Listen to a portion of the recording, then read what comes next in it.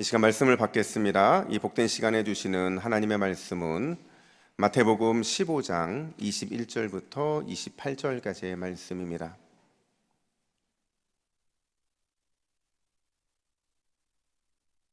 신약성경 26면에 있는 마태복음 15장 21절로 28절까지의 말씀, 부스러기 속에 담긴 은혜라는 제목으로 오늘 말씀을 받겠습니다. 마태복음 15장 21절에서 28절까지의 말씀, 우리 한 절씩 교독해 읽겠습니다.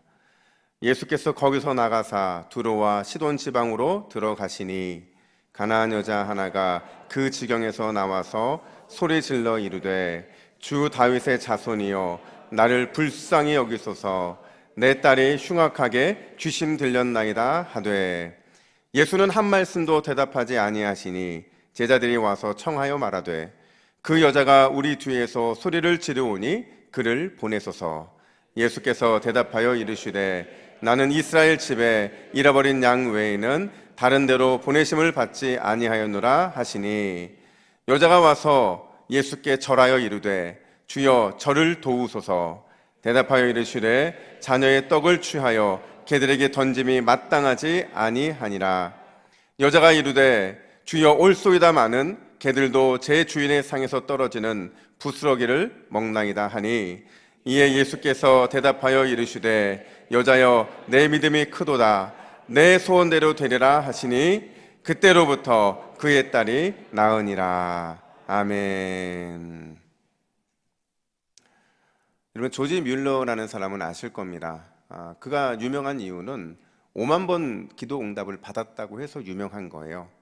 5만 번 응답받은 기도, 뮬러의 기도 비밀이라는 책에 보면 그가 어떻게 이렇게 많은 응답을 받았는지, 어떻게 이렇게 하나님의 인도하심을 잘 받았는지를 5가지로 그 비결을 말해주고 있는데, 첫 번째는 이웃을 향한 사랑이었다는 겁니다. 그리고 두 번째는 하나님의 뜻을 구하는 기도가 있었다는 거죠. 세 번째는 거짓 없는 정직한 마음, 그리고 네 번째는 매일의 말씀 묵상, 그리고 마지막 5번째는 하나님을 향한 전적인 신뢰. 이렇게 5가지의 이 삶의 태도가 조지 뮬러로 하여금 정말 하나님께서 응답하지 않고서는 베길 수 없을 만큼 그런 넘쳐나는 은혜를 부어주셨다는 겁니다. 그래서 이 책의 결론이 뭐냐면 이렇게 결론을 지어요. 하나님은 단 한 번도 나를 실망시킨 적이 없다. 40년 사역의 역사가 주님의 신실한 인도하심의 산 증언이다, 이렇게 말을 합니다. 반면에요, 이거와 또 다른 이야기를 하는 책이 있어요. 우리 기독교 고전 중에서 최고의 고전 중에 하나인 철로역정에 보면요, 우리 신앙생활을 하는 신앙인들에게 있어서 가장 위험한 장소 한 곳이 소개되고 있는데, 거기가 어디냐? 바로 의심의 성이라는 겁니다. 이것이 왜 위험하냐면요, 긴 여정으로 피곤한 순례자들이 잠깐 잠잔다는 게 깊은 잠을 자게 하기 때문에 그래요. 결국 이 잠이 영적 죽음의 잠으로 이어지게 되는데, 이 철로역정의 주인공인 순례자가요, 여기에서 잠깐 잠이 들었는데 깊은 잠을 자게 됩니다. 근데 이 성의 주인이 누군 줄 알아요? 주인의 이름이 절망의 거인이에요. 절망 거인. 더 재미나는 거는요, 이 절망 거인의 아내 이름이 뭔지 아세요? 자포자기예요. 완전히 막가는 집안이죠. 이 성의 이름도 의심의 성인데 성의 주인 이름이 절망 거인이고 그의 아내 이름이 뭐라고요? 자포자기죠. 그러니까 지금 이게 뭔가 좀 스토리를 만들어 주고 있는 거예요. 우리에게 의심하면 절망하게 되고 절망하면 자포자기하게 된다, 이걸 좀 보여주는 것 같은데, 어쨌든 이 순례자가 의심의 성에 갇혀서 절망 거인으로부터 무지막지한 이런 몽둥이 세례를 받게 됩니다. 막 피를 흘리고 넘어져 죽으려는 이 찰나까지도 고통스럽게 이런 고문을 받게 되는데, 이 절망 거인이 이런 말까지 해요. 뭐라고 말을 하냐면, 이 의심의 성에서 빠져나갈 유일한 방법은 죽는 것밖에 없다, 이렇게 말을 해요. 그리고는 그렇게 죽어간 사람들의 해골과 뼈들이 가득하게 쌓여있는 그 뜰로 순례자를 데리고 갑니다. 근데 그 뜰에서 그렇게 죽어간 사람들을 보고 나니까 이 순례자의 마음에 의심과 절망으로 가득 차게 돼요. 그 순간만큼은 하나님이 떠오르지 않는 겁니다. 심지어 그 마음 가운데 왜 나를 여기에 있게 하셨는지에 대한 원망, 그 원망만이, 또 의심과 절망만이 그의 마음에 가득 차 있었다는 거예요. 근데 그러다 어떻게 해서 탈출을 하게 됩니다. 근데 탈출을 하면서 자기처럼 똑같이 넘어지는 사람들이 없게 하기 위해서 성 입구에다가 편말 하나를 세워요. 근데 그 편말에 뭐라고 써 있냐면 이렇게 써 있어요. 거인의 포로가 되지 않도록 조심할지니 그의 성은 의심의 성이요 그의 이름은 절망이라네. 여러분, 제가 오늘 왜 두 개의 책에서 나오는 상반된 이야기를 하는 걸까요? 그러니까 하나님이 어떤 분이냐는 거예요. 조지 밀러가 만난 단 한 번도 실망시킨 적 없는 하나님과 순례자가 만난 의심의 성에 갇히도록 내버려 두신 하나님, 그 하나님 중에 진짜 하나님의 모습이 어떤 모습이냐는 거죠. 이 질문을 바꿔서 표현하면 우리들의 하나님 있잖아요. 우리가 경험하고 우리가 알고 있는 그 하나님은 조지 밀러가 경험한 신실한 하나님인지 아니면 순례자가 의심의 성에서 만난 그 방관자 하나님인지 그 질문을 제가 드리고 싶어서 오늘 이 책을 비교하고 있는 겁니다. 여러분, 오늘 본문에 보면 한 여자가 등장을 해요. 이 여자를 향해서 마태복음에서는 가나안 여자라고 말을 하고 마가복음에서는 수르보니게 여인이라고 말을 합니다. 부르는 호칭은 다르지만 똑같은 여인이에요. 가나안이라는 표현은 옛날 표현이고요. 수르보니게라는 표현은 예수님 당시에 사용하던 표현이었다라는 겁니다. 이게 중요한 건 아니고요. 진짜 중요한 건 뭐냐면 이 여자를 대하는 예수님의 태도예요. 저는 성경을 보면서 예수님의 이런 모습이 오늘 본문만큼 이렇게 낯설게 느껴진 적이 없었어요. 여러분, 복음서에 등장하는 예수님의 모습을 한번 생각해 보세요. 특별히 여인들을 대하는 예수의 모습을 생각해 보세요. 그 당시에 많은 랍비들이, 아니 대부분의 모든 랍비들이 기도할 때마다 뭐라고 기도했냐면 하나님, 우리를 개 같은 이방인이나 여자로 태어나지 않게 해주심에 감사합니다. 하루에 한 번씩 꼭 이런 기도를 했다고요. 그만큼 부정한 이방인이나 또 여자들이나 다 돈급으로 취급을 했다는 거예요. 근데 예수님은 어떻게 하셨죠? 예수님은요, 주변에 여자들이 많아도 너무 많았어요. 그래도 그럴 것이 예수님은 항상 여자들을 젠틀하게 대하십니다. 그들에게 구원의 은혜를 베푸시고요, 또 여성들의 존재를 너무나도 존중해 주시죠. 그들의 말에 귀를 기울여 주시고 그들과 교제하는 것을 너무도 기뻐하셨어요. 심지어 여러분, 복음서를 가만히 들여다보면요, 예수님의 중점 사역이 하나가 탁 터져 나오는데 그게 뭐냐면 사람들을 치료하는 거예요. 특별히 여자들을, 그들의 병과 귀신 들림을 치료하시는 사역이 예수님의 굉장히 중요한 사역 중에 하나였다고요. 여러분, 병들어 누워있던 베드로의 장모를 누가 치료했죠? 예수님이 치료하셨죠. 7 귀신 들린 막달라 마리아를 누가 회복시켰어요? 예수님이 회복시켰죠. 12의 혈루증 앓았던 여인은 누가 치료해 주셨어요? 이것도 예수님이죠. 심지어 죽었던 이 백부장의 딸 누가 살리십니까? 예수님이. 뭐라고 하면서 살려요? 달리 다쿰 하면서 소녀야 일어나라, 그 말씀으로 이 여인을 살렸잖아요. 생각해보면 참 예수님은 여자들을 너무 사랑하셨던 것 같아요. 그들의 신앙을 사랑하셨고 그들의 믿음을 너무도 귀하게 보셨다라는 거죠. 근데 여러분, 오늘 본문 이 가나안 여인에게만 그러냐는 거예요. 우리가 알던 예수님의 모습이 전혀 아니에요. 너무 냉철하고요, 너무 매몰차고요, 심지어 얼마나 모질게 이 여인을 대하시는지 한번 본문을 보세요. 22절에서요 이 여인이 이렇게 외칩니다. 주 다윗의 자손이여 나를 불쌍히 여기소서, 내 딸이 흉악하게 귀신 들렸나이다 하되. 간절했던 거예요. 내 딸이 지금 죽어가고 있는데, 이 귀신에게 사로잡혀 죽어가고 있는데 이 딸을 불쌍히 여기주셔서 회복시켜달라는 그 외침을 하고 있는 거죠. 얼마나 간절했을까요? 근데 예수님이 어떻게 반응합니까? 23절 우리 화면 보시고 같이 읽습니다. 시작. 예수는 한 말씀도 대답하지 아니하시니.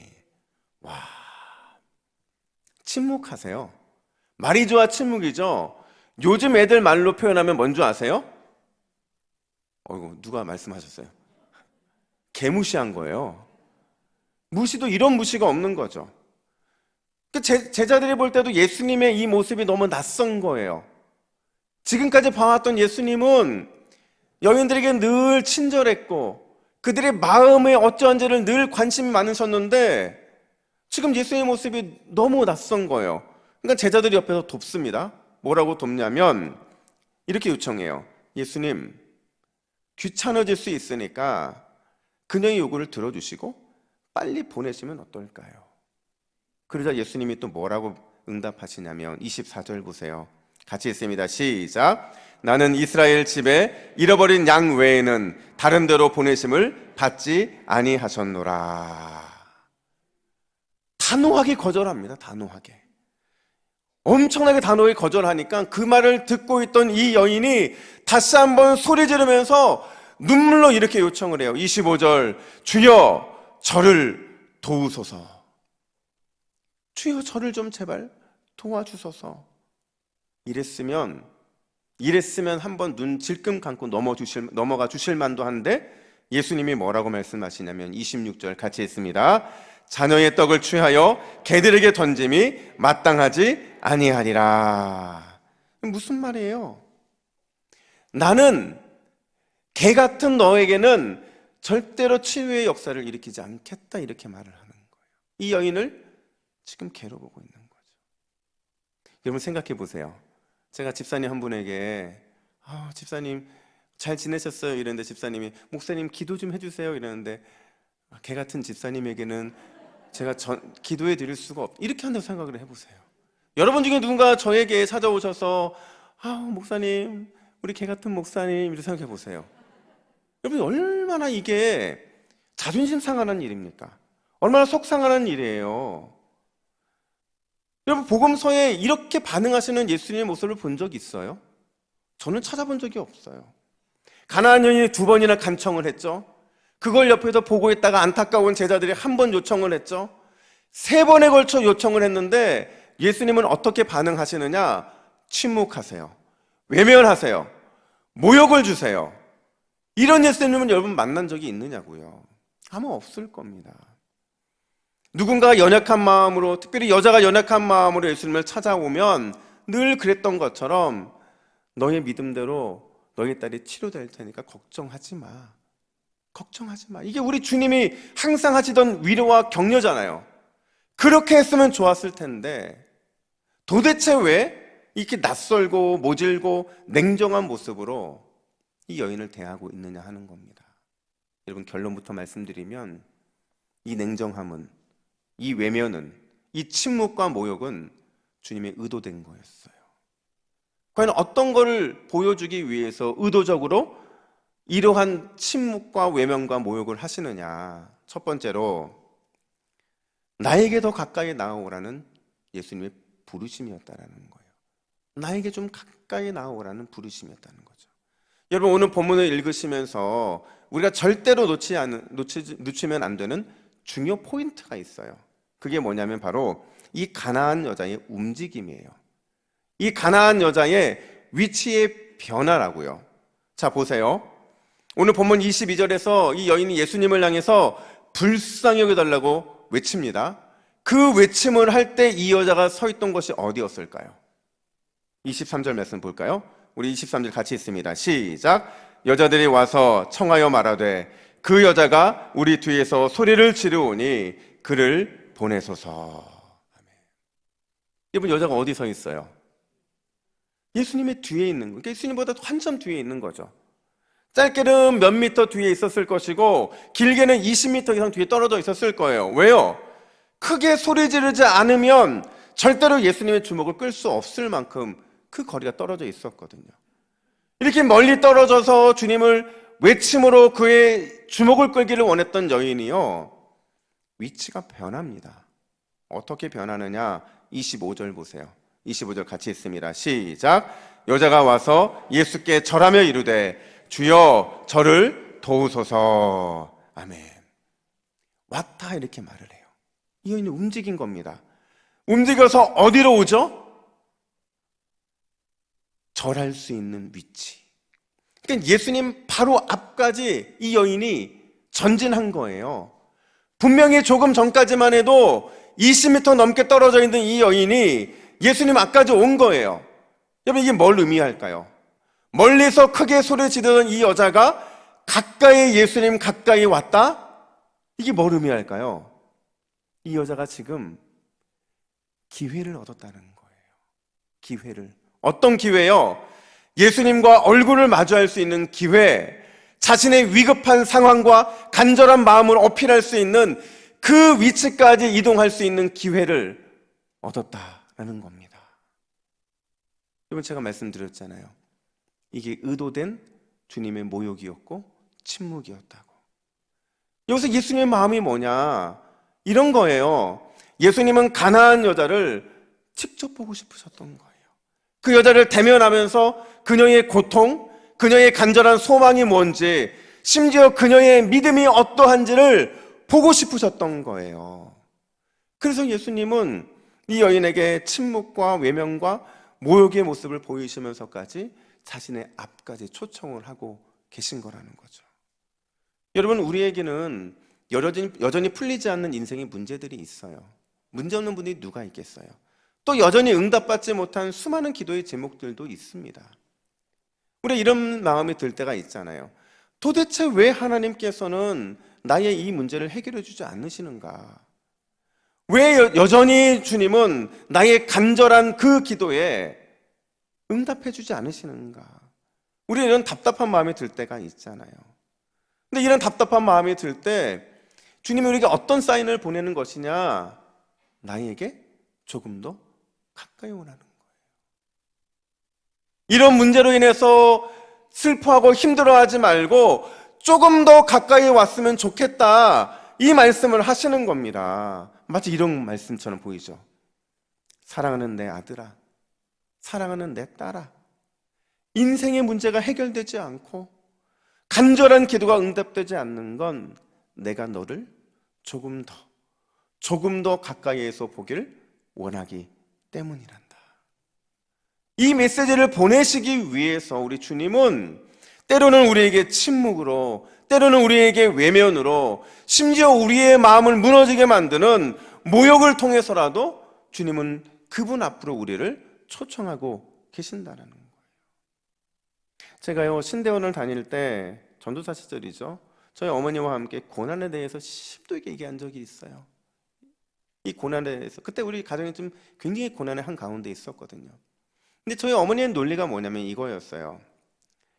사람이 젊어서 먼저 고난을 받거나 아니면 부모들이 먼저 고난을 많이 받으면 자녀 세대에서는, 나이 들어서는 고난보다 오히려 축복이 더 많다는 거예요. 근데 그때는 제가 30대 초반이었거든요. 이걸 믿을 수가 없는 거예요. 그래서 제가 어머니께 뭐라고 말씀드렸냐면, 엄마, 아닌 것 같아요. 아닌 것 같아요. 저도 지금 여전히 고난받고 있고 어머니 아버지도 고난받고 계신데, 근데 이 고난이 서로 별개의 문제인 게 맞는 것 같고, 그리고 젊었을 때 고난을 다 통과한다고 해서 나이 들 때 고난이 없는 건 아니잖아요. 아닌 것 같아요. 이렇게 말을 했어요. 그때 저희 어머니가 저를 불쌍히 여기시는 눈빛으로 이렇게 말씀하시는 거예요. 너도 젊어서 고난을 받고 있고, 또 우리 가정도 이 젊을 때의 고난을 받고 있는데 한번 두고 보자. 나이 들어서 고난보다 축복이 더 많은지 아닌지를 한번 두고 보자. 젊어서 고난받은 사람, 부모가 고난을 더 많이 받은 가정, 자녀 세대에 나이가 들어서 고난이 있는지 없는지 한번 살펴보자. 이렇게 저랑 내기 아닌 내기를 한 거죠. 근데 이 즈음에서요, 제가 섬기는 교회 어떤 집사님이 계셨는데 기도 많이 하시는 분이에요. 그분이 기도하면서 저를 위해 기도하셨는데 하나님이 이런 응답을 주셨다는 거예요. 그게 뭐냐면, 전도사님, 제가 목사님을 위해 기도하는데 하나님이 이런 마음을 주시는 거예요. 하나님께서 조금만 더 가까이에서 보기를 원해서 전사님한테 고난을 주신 거래요. 그래서 잘 견디래요. 이 응답을 받았다고 제게 말씀해 주시는 거예요. 제 응답도 안 돼 제가 믿을 이유가 뭐가 있어요? 그래서 안 믿었죠. 세월이 지났어요. 지나고 나서 지금 돌이켜보니까 여러분 누구 말이 맞았을까요? 예, 저 어머니 말이 맞았어요. 그 집사님 말이 맞았다고요. 부모 세대에서 고난을 많이 받았기 때문에 자녀 세대가 고난을 받지 않는다는 게 아니에요. 고난보다 오히려 거저받는 축복이 더 많더라는 거죠. 젊어서 고난을 받았으니 나이 들어 고난이 없다는 게 아니에요. 나이 들면서 고난보다는 오히려 하나님 베풀어 주시는 축복이 더 많더라는 거죠. 그래서 제가 얻은 결론이 있어요. 결론이 뭐냐면 우리 인생에서 받는 이 고난은요, 하나님께 조금 더 가까이 나아가는 통로가 되더라는 거죠. 그 고난은 우리를 조금 더 가까이 초청하시는 주님의 섭리라는 겁니다. 이인호 목사님께서요, 기도의 전성기를 경험하라는 이 책에서 저희 마음을 울리는 하나의 메시지를 쓰셨어요. 그게 뭐냐면 바로 이건데, 우리 화면을 보시고 같이 함께 읽겠습니다. 시작. 우리는 하나님께 무언가를 요구하려고 기도한다. 그러나 우리가 기도에서 얻은 응답보다 더 중요한 것은 바로 기도에 응답해 주시는 주님과 눈을 맞추는 것이다. 하나님이 사랑의 얼굴을 우리를 향해서 비추시는 것, 그것이 가장 큰 응답이요 선물이다. 할렐루야. 여러분, 우리가 인생 문제 속에서 또 응답되지 않는 기도의 이 문제 속에서 진짜 주님이 원하시는 게 뭐예요? 만나주시는 거예요. 주님의 눈과 마주치는 거예요. 하나님의 사랑의 얼굴을 만나는 겁니다. 그게 어떻게 보면 기도 응답보다 훨씬 더 좋은, 훨씬 더 주님이 원하시는 응답이라는 거죠. 여러분, 인생의 문제 속에서 저는 여러분들이 올 한 해 주님의 얼굴 보게 되기를 간절히 축복합니다. 수많은 응답되지 않는 기도의 그 내용들 속에서 주님의 깊은 마음을 이해하시게 되는 놀라운 역사가 이루어지기를 간절히 축복합니다. 올 한 해 여러분 우리에게 주시는 미션이 뭐냐면 조금 더 가까이, 조금 더 주님 앞에 가까이 오라는 거예요. 그리고 인생의 문제와 응답되지 않는 기도의 문제 때문에 불평과 원망을 하는 것이 아니라 그 모든 문제들이 조금 더 가까이 나오라고 하시는 주님의 섭리이자 부르심이라는 사실을 우리가 기억하고 더 주님께 가까이 나아가기를 원한다는 거예요. 여러분, 2022년도 주님 앞에 더 가까이 나아가는 저와 여러분들 되기를 간절히 축복합니다. 뿐만 아니라 두 번째로 예수님이 이렇게 모질게 여인을 대하시는 이유는 강한 신앙인으로 서라는 도전을 주고 계신 거라는 거예요. 강한 신앙인이 좀 되라는 거죠. 여러분, 본문의 가나안 여자는 수로보니게라는 그 지역의 출신이에요. 여러분, 이 출신이 의미하는 게 뭘까요? 이 출신이 의미하는 것은 이 수로보니게라는 게요, 시리아 페니키아거든요. 이 나라는 이미 벌써 망했어요. 망해도 완전히 망한 사람이거든요. 망해서 떠돌아다니는 그런 이방인인 거죠. 심지어 이 시리아 페니키아 사람들은 예수님 당시에도 유대인들과 원수 관계에 있었어요. 과거에 그들이 힘들게 했고 그 앙금이 여전히 가시지 않았기 때문에 이 수르보니게라는 출신이라는 것은 이렇게 부정적인 의미였다고요. 그러니까 한마디로 말하면 그 하나님의 은혜와는 전혀 상관없는 억울한 인생이고 좌절한 인생이었다라는 겁니다. 여러분, 그렇지 않아도 삶이 힘든 여인이거든요. 억울한 인생이고 좌절한 인생인데 우리 주님 너무 모욕적이게도 이 여인을 뭐에 비유하느냐? 우리 26절 말씀을 다시 한번 읽겠습니다. 함께 읽습니다. 자녀의 떡을 취하여 개들에게 던짐이 마땅하지 아니하니라. 여러분, 지금 이 예수님이 가나안 여인을 뭐라고 표현해요? 개 같다고 하잖아요. 여러분, 이런 욕이 어디 있어요? 이 개 같다는 표현이 얼마나 우리가 들어도, 설교 시간에 들어도 너무 창피하잖아요. 너무 이 표현 자체가 자존심 상하게 만드는 표현인데, 놀라운 건요, 이 가나안 여자가 예수님의 이 말에 자존심을 상해하지도 않고 속상해서 삐지지도 않고 심지어 원망과 불평도 하지 않고 이렇게 반응한다는 거예요. 27절 말씀 같이 읽겠습니다. 시작. 주여 올소이다마는 개들도 제 주인의 상에서 떨어지는 부스러기를 먹나이다 하니. 아멘. 무슨 말이에요? 주님 맞아요. 맞아요. 저 개와 같은 존재 맞아요. 그런데 미천한 그 개도 땅에 떨어진 부스러기는 먹잖아요. 저에게도 그만큼만큼의 은혜만이라도 주세요. 그 은혜로 제 딸을 고쳐주세요. 지금 그 고백을 하고 있는 거라고요. 근데 더 놀라운 사실은요, 지금까지 그렇게 모면감은 주었고 침묵하셨고 매몰차게 몰아냈던 이 예수님이 이 여인에 대해서 어떻게 말하느냐. 28절 보세요. 우리 28절 함께 읽습니다. 시작. 여자여 내 믿음이 크도다. 내 소원대로 되리라 하시니 그때로부터 그의 딸이 나으니라. 할렐루야. 여러분, 저는 한글 성경을 읽으면서 너무 아쉬운 건 뭐냐면 자꾸 생략이 돼요. 그러니까 한글이 이 히브리어나 헬라어하고 이 뭔가 이렇게 어감이 틀리다 보니까 생략을 했는데, 원문을 보면요, 예수님이 이 가나안 여인을 향해서 여자여 이렇게 말하고 있는 게요, 그냥 여자여 이렇게 부른 게 아니에요. 오 여자여, 오 여자여, 감탄을 하고 계신다고요. 어떤 감탄이요? 가나안 여인의 믿음에 대한 감탄이었다는 거예요. 그녀가 보이고 있는 이 믿음이 예수님 자체도 너무 감탄할 만큼 그런 믿음이었다라는 겁니다. 그러면서 그 믿음의 크기에 대해서 뭐라고 말하냐? 크도다 이렇게 말해요. 크도다. 여기서 크다라는 이 메갈레라는 이 단어가요, 여러분, 충격적이게도 마태복음에서 오늘 본문에 유일하게 사용돼요. 무슨 말이에요?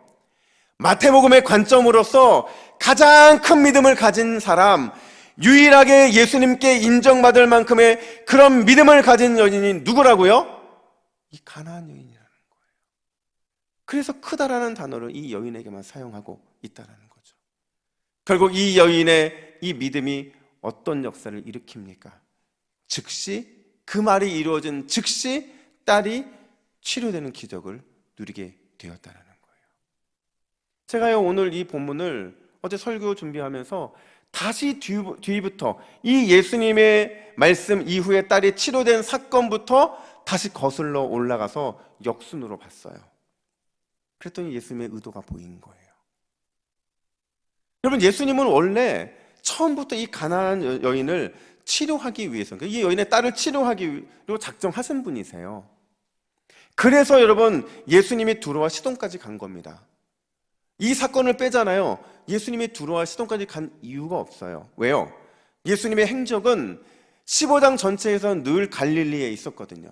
근데 그때 잠깐 시돈과 두로를 거쳐 가셨고, 그곳에 가셔서 이 가나안 여자의 딸을 치료하시려고 가셨다라는 거예요. 일부러.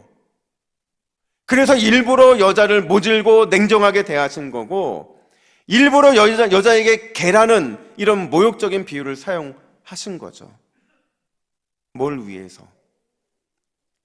이 여인은 사실은 살면서 넘어야 될 장애물이 너무 많았거든요. 단순히 딸 한 사람 치료해 주는 게 이 여인의 목적이 되어 있었는데, 그거 치료한다고 해서 이 여인의 삶에 변화가 일어나는 건 없어요. 근데 예수님은 이 여인이 살아가면서 넘어가야 될 장애물, 이방인이고 여자이고 온 유다 사람들한테 원수 같은 존재였던 이 여인이 자기가 고백했던 것처럼 부스러기 같은 인생이잖아요. 이 부스러기 같은 인생을 본인이 넘어가기를 원하셨다라는 거예요. 그래서 이 여인의 믿음을 세우고 계신 거죠.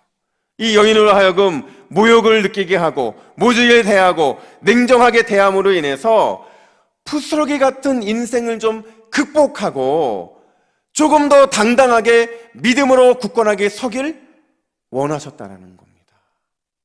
물론 오늘 본문 이후로 이 여인의 행적은 나타나고 있지 않아요. 근데 상상해 볼 수 있잖아요. 어떤 삶을 살았을까? 물론 여전히 비천한 삶이었고 겉보기에는 부스러기 같은 인생이 맞을 겁니다. 근데 이 여인의 마음과 이 여인의 삶의 태도는 변화됐을 거예요. 왜요? 이 모진 핍박과 이 모진 냉정함과 모자람 속에서 주님이 주시는 그 음성에 따라 이 여인은 믿음으로 결단을 했거든요. 그 믿음의 결과가 딸을 살렸다는 사실이 두고두고 이 여인에게는 믿음의 디딤돌이 됐을 거라는 거죠. 저는 말씀을 준비하면서, 그러니까 요즘에 참 신기한 게요, 말씀을 준비하다 보면 하나님이 준비하는 중간에 자꾸 찬양을 주세요. 근데 찬양을 부르다 보면 말씀이 너무 은혜가 되는 거예요. 여러분 잘 아시는 것처럼 제가 그렇게 목소리가 좋은 목소리가 아니거든요. 근데 제가 부르는 찬양에 제가 막 감동이 되는 거예요. 몇몇 분 비웃으시는 분이 계신데 여러분 괜찮아요. 하나님 받으셨으면 됐죠. 근데 제가 어떤 찬양이 그렇게 이 설교 준비하면서 마음에 꽂히냐면 예수의 이름으로 나를 일어서리라, 이 찬양이에요.